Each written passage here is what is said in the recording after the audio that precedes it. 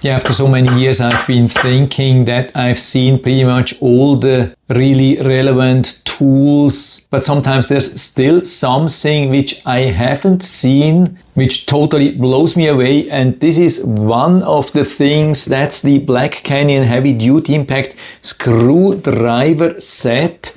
And it's an absolute awesome thing, especially in emergency situations. If you're stuck with some screws which you can't remove, then this could be an awesome, super helpful thing. And so we have two settings here. We have the L.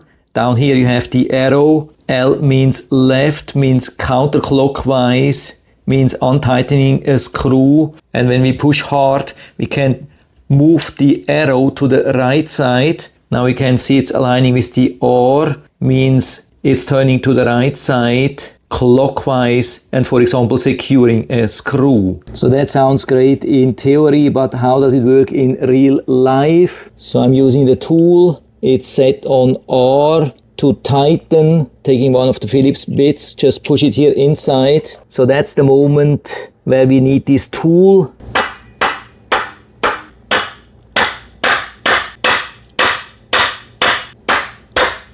Yeah, you can definitely feel that it's twisting. Okay, now that's the maximum because we have this head here. That's also the maximum which we can achieve even using the tool. Now switching back to L, trying to untighten this.